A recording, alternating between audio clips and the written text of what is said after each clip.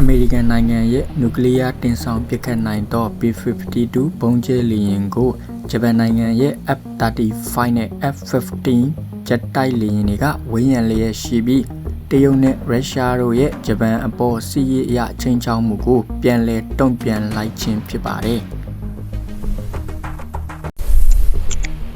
ဖြစ်စဉ်ရဲ့အထူးအကြောင်းရင်းကတော့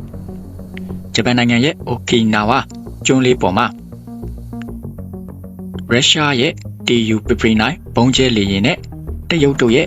J-16 တိုက်လေယာဉ်ကအတူတူဆုံကြပြီးတော့ပြန်တန်းသွားကြပါတယ်။ဒီလိုပြန်တန်းသွားတဲ့အထိရည်ရွယ်ချက်ကတော့ဂျပန်နိုင်ငံကိုစစ်ရေးအရတွေးတိုးဆန်းလိုက်တာပဲဖြစ်ပါတယ်။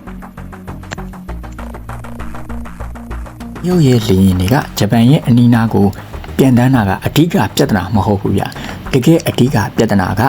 တရုတ်ရဲ့လေယာဉ်ကဂျပန်ရဲ့လေယာဉ်ကိုရေဒါဘင်းနဲ့ပြစ်မှတ်ကိုချိန်လိုက်တယ်ဗျဒီလိုရေဒါဘင်းဆိုတာကိုအသုံးပြုပြီးချိန်လိုက်တာကအရန်အလွန်အင်းနဲ့များတယ်ဗျဘာကြောင့်လဲဆိုလို့ရှိရင်ရေဒါဘင်းဆိုတာကရေဒီယိုလှိုင်းကိုနဲ့မှာပါတဲ့အပူစွမ်းအင်စီကြောင်တစ်မျိုးဗျဒီလိုအပူစွမ်းအင်စီကြောင်ကနေပြီးတော့ထိမိသွားမယ်ဆိုလို့ရှိရင်လေယာဉ်မှာရှိနေတဲ့အရေးပေါ်ထိုင်ကုန်ပြစ်လွတ်တဲ့စနစ်မျိုးထိမိသွားမယ်ပောက်ကွဲမယ်ဒါမှမဟုတ်လို့ရှိရင်လေယာဉ်ရဲ့စီတူလောင်တဲ့နေရာကိုထိမိသွားလို့ရှိရင်လည်းပဲပောက်ကွဲနိုင်တယ်ဗျ။ဘာကြောင့်လဲဆိုသူကအပူစွမ်းရင်တစ်မျိုးကိုတုံးပြီးတော့ပြစ်လွတ်တာဖြစ်တဲ့အတွက်ကြောင့်ဗျ။ဒါကြောင့်မလို့ဒါကရုတ်တရက်ကိုပဲစစ်ပွဲကြီးတီကိုဖြစ်သွားနိုင်တဲ့အခြေအနေဖြစ်တာမလို့အရန်ကိုအလွန်များတယ်ဗျ။နောက်ထပ်ပြဿနာတစ်ခုကတော့ဒီရုရှားကဘာလို့ဝင်ပါလာတာလဲဒီတရုတ်နဲ့ဂျပန်တို့ရဲ့ပဏိပကကြားထဲမှာပေါ့နော်ဒီတရုတ်ကစစ်အင်အားအနေထားနဲ့ဆိုရင်ဂျပန်နိုင်ငံကိုလုံးဝပဲကောင်းကောင်းရှင်းနိုင်တယ်ပေါ့နော်အပြတ်တက်ပဲကွာတယ်တရုတ်က